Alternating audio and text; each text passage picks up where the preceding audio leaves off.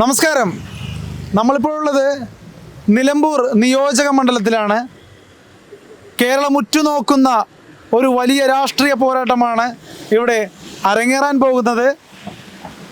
LDFന് വേണ്ടി M സ്വരാജ്, കോൺഗ്രസിന് വേണ്ടി ആര്യാടൻ ഷൗക്കത്ത്, ഒരു സ്വതന്ത്ര സ്ഥാനാർത്ഥി എന്നോണം PV അൻവർ, മൂന്ന് പേരും മാറ്റുരയ്ക്കുന്ന നിലമ്പൂർ തിരഞ്ഞെടുപ്പ് കേരളത്തിൻ്റെ ഏറ്റവും വലിയ ആകാംക്ഷ നിറഞ്ഞ രാഷ്ട്രീയ ചിത്രങ്ങളിലൊന്നാണ്.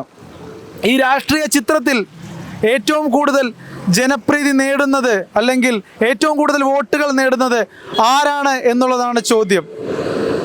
ഇലക്ഷൻ നടക്കാൻ ഏതാനും ദിവസങ്ങൾ മാത്രം ബാക്കി നിൽക്കെ നമുക്ക് നിലമ്പൂരിലെ ജനങ്ങളോട് തന്നെ എന്താണ് നിലമ്പൂരിലെ ഒരു ഗ്രൗണ്ട് റിപ്പോർട്ട്, ഗ്രൗണ്ട് റിയാലിറ്റി, മറ്റു മാധ്യമങ്ങൾ ഏകപക്ഷീയമായും ഓരോരോ ആളുകളെ മുൻനിർത്തിയും സംപ്രേഷണം ചെയ്യുന്നത് പോലെയല്ല, ആർക്കാണ് ഗ്രൗണ്ട് ലെവലിൽ സപ്പോർട്ട് കൂടുതൽ എന്നുള്ള ഒരു പരിശോധനയ്ക്കാണ് നമ്മൾ നിലമ്പൂർ എത്തിയിരിക്കുന്നത്.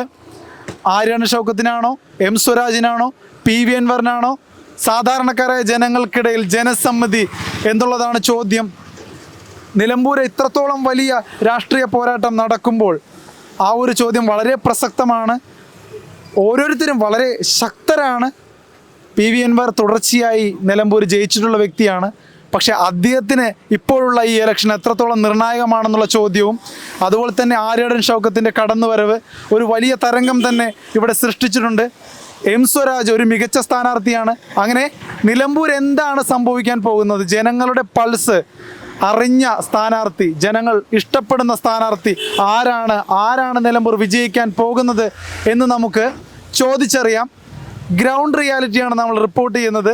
ഇതിലൊരു പക്ഷാഭേദപരമായ കാര്യങ്ങളുമില്ല. സാധാരണക്കാരായ ജനങ്ങളെ, സെലക്റ്റീവായ ജനങ്ങൾ പോലുമല്ല, നമ്മൾ കാണുന്ന ഓരോരുത്തരോടും നമ്മളിനി ചോദിക്കാൻ പോവുകയാണ്. ചേട്ടൻ നിലമ്പൂരുകാരനല്ലേ? എങ്ങനെയുണ്ട് ഇവിടുത്തെ ട്രെൻഡ്? എങ്ങനെയുണ്ട് ട്രെൻഡ്? ഇപ്പോൾ 2 ദിവസത്തിനുള്ളിലൊന്നും മറിഞ്ഞിക്കണേ. അതായത് ഇന്നലെ അൻവറിൻ്റെ ഒരു റാലി നടത്തും ഇവിടെ. കണ്ടമാനം ജനങ്ങളൊക്കെ ഉണ്ടായിരുന്നു. കണ്ടമാനം ജനങ്ങളുണ്ടായി. അത് ഇന്ന് നമുക്ക് കിട്ടിയ പ്രതികരണം വെച്ചാൽ, ഇന്നലെ ഞാൻ ആ റാലി കണ്ടപ്പോൾ അൻവർ ഒരു 10-15,000 അല്ലെങ്കിൽ നല്ലൊരു 25,000 വരെ വോട്ട് കിട്ടുന്നു. പിന്നെ നമ്മൾ പല സുഹൃത്തുക്കളായിട്ട് ബന്ധപ്പെട്ടപ്പോൾ അതൊക്കെ പുറത്തുനിന്ന് കൊടുക്കുന്ന ആളാണെന്നില്ല. പുറത്തുനിന്ന് കൊണ്ടുവന്ന ആളാണെന്നോ? ഞാൻ ഒരു തിരുവാലിക്കാരനെ പരിചയപ്പെട്ടു, പിന്നെ ഒതായി മൂപ്പര നാട്ടിൽ. അപ്പോൾ അത് വെച്ച് നോക്കുമ്പോൾ അയാൾ ആളല്ല. അപ്പോൾ അത് വോട്ട് ബാങ്ക് ആവൂല. നെൽമ്പൂരുകാർ വോട്ട് ചെയ്യേണ്ടത്. അല്ല, ഈ തിരുവല്ലേന്നൊക്കെ ആളിറക്കാൻ കാരണം എന്താ? കാരണം അങ്ങനെ അടുത്ത് പൈസയുണ്ട്. പിന്നെ ഇവിടെ ഒരു റാലി ഇപ്പോൾ മറ്റു പാർട്ടികൾ നടത്തിയിട്ടില്ല. അപ്പോൾ ആ ഒരു ഇത് കൊണ്ടായിരിക്കണം എന്ന് തോന്നണേ. നല്ലൊരു റാലി എന്ന് പറഞ്ഞാൽ അടിപൊളി റാലിയാണ്. ഇന്നലെ പ്രിയങ്ക ഉണ്ടായിരുന്നു, പിണറായി വിജയൻ ഇവിടെ ഉണ്ട്. അതിൻ്റെ ഇടയിലാണ് ഇപ്പോൾ ഇന്നലെ ഞായറാഴ്ച നല്ലൊരു ഇതിലാണ് മൂപ്പര് നടത്തിയ നല്ല വിജയമായിരുന്നു. പിന്നെ ക്രിക്കറ്റ് താരങ്ങളൊക്കെ സംബന്ധിച്ച് ചോദിച്ചാൽ ഞാനൊക്കെ എന്ന് പറഞ്ഞാൽ ക്രിക്കറ്റ് നല്ലോണം, യൂസഫ് പത്താനൊക്കെ നല്ലൊരു പ്ലെയറാണ്. അപ്പോൾ നമുക്ക് ആ ഒരു ഇതുണ്ടായിരുന്നു. പക്ഷേ അത് ഇന്ന് കേട്ടത് അതിനിപ്പോൾ മറ്റു പാർട്ടിക്കാർ പറയുമെന്നറിയില്ല, അത് പുറത്തുനിന്ന് ആളെ ഇറക്കിക്കൊണ്ടില്ല റാലിയാണെന്ന് പറയുന്നുണ്ട്. അങ്ങനെയാണെങ്കിൽ വോട്ട് ബാങ്ക് പറയപ്പെടുന്നുണ്ട്. സത്യമല്ല, തെളിഞ്ഞിട്ടില്ല. അത് തെളിയണമെങ്കിൽ 19-ാം തീയതിയിലെ തെരഞ്ഞെടുപ്പിൽ അൻവർ ഒരു 20,000 വോട്ടിൻ്റെ അടുത്ത് നേടിക്കഴിഞ്ഞാൽ ഈ പറഞ്ഞത് നുണയായിരിക്കും. ഈ നിലമ്പൂരുകാരെ സംബന്ധിച്ചിടത്തോളം അൻവർ ശരിക്കും പറഞ്ഞാൽ ഒരു അന്യനല്ല. കാരണം അദ്ദേഹമാണ് ഇവിടെ കഴിഞ്ഞ തിരഞ്ഞെടുപ്പുകളിൽ വിജയിച്ച് MLA ആയ ഒരു വ്യക്തി. പക്ഷെ ആ ഒരു വ്യക്തിക്ക് ഇപ്പോൾ ഒരുപാട് ശത്രുത ഇവിടെ പടരാൻ കാരണം എന്തായിരിക്കും? കാരണം എന്ന് പറഞ്ഞാൽ അയാൾ ഈ കക്കടംപൊയിൽ എന്ന് പറഞ്ഞാൽ ഏറ്റവും വലിയൊരു ഏരിയ ആയിരുന്നു. അത് വെച്ചാൽ അവിടെ ഒരു നല്ലൊരു ടൂറിസ്റ്റുകൾ കംപ്ലീറ്റ് കണ്ടുവന്ന സമയമായിരുന്നു. അയാൾ ഈ MLA ആയപ്പോഴും ആ സമയത്ത് അങ്ങേര് കുറേ കാര്യങ്ങളൊക്കെ ചെയ്തിട്ടുണ്ട് അവിടെ. പക്ഷേ അതിൽ എന്താണ് അതിൻ്റെ പൊളിറ്റിക്കൽ നമുക്കറിയില്ല. ചിലർ പറയുന്നത് ആര്യാടൻ ഷൗക്കത്താണ് അത് പൊട്ടിച്ച് പറയുന്നത്, ET മുഹമ്മദ് ബഷീറാണ് പൊട്ടിച്ചെന്ന് പറയുന്നുണ്ട്, മാർക്സിസ്റ്റ് പാർട്ടി അതിനെ സപ്പോർട്ട് ചെയ്തില്ല എന്നും പറയുന്നുണ്ട്. എന്തായാലും അങ്ങേർക്ക് അവിടുത്തെ ഒരു സ്റ്റെപ്പ് ചെയ്ത് പുതിയ പാർക്ക് അവിടെ വന്നു. അപ്പോൾ അതിൻ്റെ ഒരു വിദ്വേഷങ്ങൾ കാര്യങ്ങളൊക്കെ അവിടെ ഉണ്ട്. പാർട്ടി മാറിയത് വിഷയമായിട്ടുണ്ടോ? പാർട്ടി മാറിയതിൻ്റെ പ്രധാന കാരണം അയാളൊരു ഭയങ്കര ബിസിനസ്സുകാരനാണ്, നല്ല പൈസ ഉള്ള ആളാണ്, ഒക്കെയാണ്. പക്ഷേ നാടിനെ സംബന്ധിച്ച് അയാൾ നല്ല മനുഷ്യനാണ്. വികസനത്തിൻ്റെ കാര്യത്തിലും എല്ലയിലും അയാൾ ആരെടുത്തും അവിടെ നമ്മൾ കീർത്തിപ്പടിയിലാണ് അയാൾ ഓഫീസിൽ നേരിട്ട് ചെന്ന് നമ്മൾ സംസാരിച്ചാലും നമുക്ക് വേണ്ടതൊക്കെ ചെയ്യുന്ന നല്ലൊരു വ്യക്തിയാണ്. അയാൾ ജയിച്ച് വരുന്നത് നല്ല കാര്യങ്ങളാണ്. പക്ഷേ ഇപ്പോഴത്തെ ഈ മത്സരത്തിൽ അയാൾ ജയിക്കുമെന്ന് എനിക്ക് തോന്നുന്നില്ല.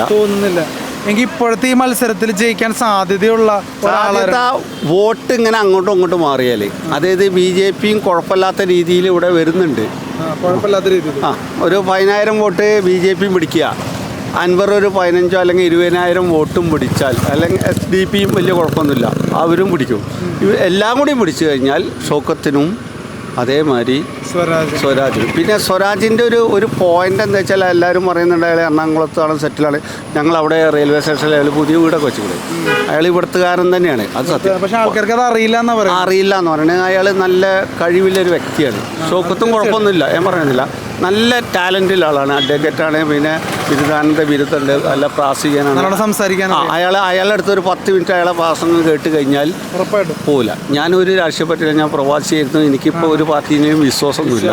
പിന്നെ നമ്മളിപ്പോൾ ഒരു ചെറിയ എന്താ വെച്ചാൽ കേന്ദ്രത്തിനെ സംബന്ധിച്ച് നോക്കുമ്പോൾ അഴിമതി ഇല്ലാത്തൊരു ഭരണമാണ്. നല്ലൊരു രാജ്യത്തിൽ ഗൾഫ് രാഷ്ട്രങ്ങളിൽ ഇപ്പോൾ യു എയിലായാലും ശരി, ഞാൻ UAE-ലാണ് നിന്നത്, സൗദി അറേബ്യയിലായാലും ശരി, അവിടുത്തെ ഭർത്താക്കളൊക്കെ മോദീനെ അംഗീകരിക്കുന്നുണ്ട്. മോദി എന്ന് പറഞ്ഞ വ്യക്തി ടാലൻ്റാണ്. അപ്പോൾ ഇവിടെ മോഹൻ ജോർജ് നിന്നുകൊണ്ട് ചിലർ പറയുന്നുണ്ട് ഹിന്ദുസ് അല്ലാത്തതുകൊണ്ട് വോട്ട് ചെയ്യില്ല എന്ന് പറയുന്നുണ്ട്. പക്ഷേ മോദി പ്രഭാവം വെച്ച് വേണമെങ്കിൽ വോട്ട് ചെയ്യാൻ താല്പര്യമുള്ളവർക്ക് ചെയ്യാം. കാരണം മോദിയെ വിശ്വസിച്ച് ചെയ്യാൻ താല്പര്യമുണ്ടെങ്കിൽ. ഇന്ത്യയിൽ ഇത്രയും നല്ലൊരു ഭരണകർത്താവില്ല, അത് സത്യമാണ്. അത് മോദി എന്ന് പറയുന്നത് BJP-കാരനായിട്ടല്ല ഞാൻ പറയണേ. നല്ല കഴിവില്ല, ആ പ്രൈം മിനിസ്റ്റർ കസേരയിൽ ഇരിക്കാൻ യോഗ്യനായ ഒരാൾ. ഇന്ദിരാഗാന്ധി സത്യമായിരുന്നു, നല്ല വ്യക്തിയായിരുന്നു. അതേമാതിരി ഇപ്പോൾ നോക്കിക്കഴിഞ്ഞാൽ നരേന്ദ്രമോദിയാണ്. അത് അറബ് രാജ്യങ്ങളടക്കം അംഗീകരിച്ചു. അവിടുത്തെ പാഠപുസ്തകങ്ങൾ വരെ നമ്മളിത് വന്നു. ആണോ? സൗദി അറേബ്യയിലെ പാഠപുസ്തകങ്ങളിൽ ഇപ്പോൾ വന്നു എന്നാണ് ഞാനിപ്പോൾ ഇതിൻ്റെ ഇടയ്ക്കിട്ട്. പിന്നെ ഈ അബുദാബിയിൽ എൻ്റെ മോനവിടെ വർക്ക് ചെയ്യുന്നുണ്ട്. അവിടെ ഈ 4 ഏക്കറാണ് അയാൾ ചോദിച്ചത്. 26 28 എനിക്ക് കറക്റ്റ് അറിയില്ല. അവിടെ ഒരു അമ്പലം ക്ഷേത്രം പണിയാല്ല സൗദി ഒരു മുസ്ലിം രാഷ്ട്രത്തിൽ ഒരു ഹിന്ദു അങ്ങനെ ഒരു വ്യക്തിക്ക് അങ്ങനെ കൊടുക്കാൻ പാടുമോ? പക്ഷേ അപ്പോൾ ആ വ്യക്തിൻ്റെ പ്രഭാവമാണ് അത്. കറക്റ്റാണ്, നരേന്ദ്രമോദിയുടെ കഴിവാണ്. മുസ്ലിം രാഷ്ട്രത്തിലൊരു അമ്പലം വെക്കാനായിട്ട് സ്ഥലം കൊടുക്കാനായിട്ട് തീരുമാനിച്ചതല്ലേ? സത്യമാണ്. ഇവിടെ ഇപ്പോൾ ആ യുദ്ധത്തിൽ കുറേ വിധകൾ പെൺകുട്ടികളല്ലാതെ ഉള്ള ഹസ്ബൻഡിനെയാണ് അവർ കൊന്നത്. ആ സമയത്ത് അയാൾ പറഞ്ഞ് അതിൻ്റെ കലത്ത വില നൽകേണ്ടി വരും എന്ന് പറഞ്ഞു. അതൊരു 16-18 ദിവസം കഴിഞ്ഞപ്പോൾ അതിൻ്റെ വില കൊടുത്തു, ആക്രമിച്ചു. അപ്പോൾ അങ്ങനത്തെ ഒരു നല്ല വ്യക്തിയാണ്. രാഷ്ട്രീയമല്ല പറയുന്നത്, വ്യക്തി പറഞ്ഞാൽ ഏറ്റവും നല്ല പ്രൈം മിനിസ്റ്റർ കസേരയിൽ ഇരിക്കാൻ ഇപ്പോൾ ഏറ്റവും യോഗ്യൻ നരേന്ദ്രമോദി തന്നെയാണ്. ഇനി നാളത്തെ BJP-ൻ്റെ ആൾക്കാരുണ്ടോയെന്ന് എനിക്കറിയില്ല. പക്ഷേ ഇപ്പോഴത്തെ കേരളത്തിലപ്പോൾ ഈ നരേന്ദ്രമോദിയെ വിശ്വസിച്ചുകൊണ്ട് കേരളത്തിലെ BJP നേതാക്കൾക്ക് വോട്ട് ചെയ്യാം എന്നാണോ പറയുന്നത്? അല്ല, കേരളത്തിലെ BJP-നെ കുറിച്ച് എന്താ അഭിപ്രായം? കേരളത്തിലെ BJP-നെ വെച്ചാൽ ഞാനിപ്പോൾ ഈ രാജസ്ഥാൻ എല്ലായിടത്തും പോയിക്കണേ, എല്ലായിടത്തും അവിടുത്തെ ഇതൊക്കെ അവിടെയൊക്കെ വികസനം എന്ന് പറഞ്ഞാൽ ആ പാർട്ടി അല്ലെങ്കിൽ ആ സ്റ്റേറ്റ് അത് ചെയ്യുന്നുണ്ട്. കേരളത്തിലെ BJP-ക്കാർ ആദ്യം അഴിച്ചുപണി ചെയ്യണം. ഇവിടെ 2-3 നല്ല നല്ല വ്യക്തികളുണ്ടെങ്കിലും BJP-യിൽ ഈ കേരളത്തിലെ പാർട്ടിക്കാർ തന്നെ കള്ളന്മാരാണ്. ഓല വികസനം ഓല മക്കൾക്കും മറ്റ് സൗകര്യങ്ങൾ കൊടുക്കുക എന്നല്ലാതെ കേരളത്തിന് വേണ്ടി ഇവിടുത്തെ കേരളത്തിലെ BJP-ക്കാരൊന്നും ചെയ്യുന്നില്ല. അതുകൊണ്ട് തന്നെയാണ് സുരേഷ് ഗോപി കിട്ടിയാച്ചാൽ അയാളൊരു പ്രഭാവം, അയാളൊരു നല്ല വ്യക്തിയാണ്, അതിൻ്റെ പേരിൽ കിട്ടിയാണ്. പക്ഷേ അതേമാതിരി കേരളത്തിൽ കിട്ടണമെന്നില്ല. പാർട്ടിയുടെ തലപ്പത്തേക്ക് രാജീവ് ചന്ദ്രശേഖറിൻ്റെ കടന്നുവരവ് ഒരു ശുഭസൂചനയാണോ? ചന്ദ്രശേഖർ എന്ന് പറഞ്ഞാൽ കഴിവുള്ളൊരു വ്യക്തിയാണ്. അയാൾ ഇനിയില്ല അയാളെ പ്രവർത്തനം നമുക്കറിയില്ല. പക്ഷേ അയാൾ നല്ല രീതിയിൽ പോവുകയാണെങ്കിൽ BJP-ക്ക് ഇവിടെ ഒരു ബേസ് വരും. അടുത്ത അടുത്ത നിയമസഭാ തെരഞ്ഞെടുപ്പിൽ 4-5 സീറ്റ് നേടാനുള്ള സാധ്യത ഉണ്ട് അയാൾ അതേമാതിരി പോവുകയാണെങ്കിൽ. പക്ഷേ ഇവിടെ കേരളത്തിലെ BJP-യിൽ എന്താണെന്ന് വെച്ചാൽ ഭയങ്കര ഈഗോ, പല പ്രശ്നങ്ങളുണ്ട്. ഓക്കെ, അപ്പോൾ നിലമ്പൂരിലെ പിക്ചറിൽ BJP കുറച്ച് വോട്ട് പിടിക്കും തന്നെയാണ് ചേട്ടൻ പറയുന്നത്? ഒരു 10,000-ൻ്റെ മേലെ വോട്ട് പിടിക്കുന്ന കരുതണം. ഇനിയിപ്പോൾ താമര എന്നുള്ള ചിത്രം കണ്ടപ്പോൾ നല്ലൊരു അഭിപ്രായം ഉണ്ടെങ്കിലും പിന്നെ മോഹൻ ജോർജ് എന്ന് പറയുമ്പോൾ അങ്ങനെ ഹിന്ദുസിൽ അങ്ങനെ ഒരു വർഗീയ ചിന്താഗതിയിൽ കയറുകയാണെങ്കിൽ വോട്ട് കിട്ടില്ല.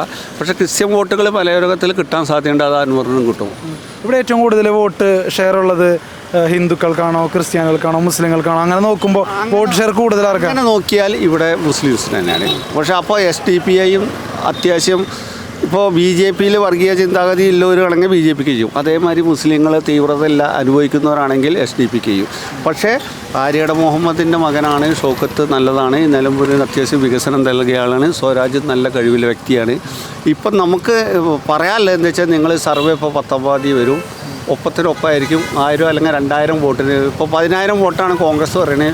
അതേമാതിരി സ്വരാജിൻ്റെ ടീമും പറയുന്നുണ്ട്. എങ്കിലും 10 വോട്ടിന് ജയിച്ചാലും ജയം തന്നെയാണ്. 2 വ്യക്തികൾക്കും കുഴപ്പമൊന്നുമില്ല. പക്ഷേ ഷൗക്കത്തിന് ഒന്നുകൂടി പറയാൻ കാരണം എന്താണെന്ന് വെച്ചാൽ ഷൗക്കത്ത് ഇവിടെ വന്നാൽ അയാൾക്ക് അടുത്ത നിയമസഭാ തെരഞ്ഞെടുപ്പിൽ മുന്നിൽ കണ്ടുകൊണ്ട് എന്ത് ചെയ്യും, വികസനം ചെയ്യുന്നില്ലൊരു കാര്യമുണ്ട്. അങ്ങനെ ചിന്തിക്കുന്നവർ ഷൗക്കത്തിന് കൊടുക്കും. നല്ല ചലൻ്റായ നല്ല കഴിവുള്ള വ്യക്തിയാണ് സ്വരാജ് ചിലപ്പോൾ മിനിസ്റ്റർ ആവാം, അങ്ങനത്തെ അല്ലെങ്കിൽ നാളത്തെ മുഖ്യമന്ത്രിയുടെ ബീച്ചിൽ വരെ വരാൻ പറ്റുന്ന വ്യക്തിയാണ്. അതുകൊണ്ട് രണ്ടും നല്ല പ്രഗത്ഭരാണ്.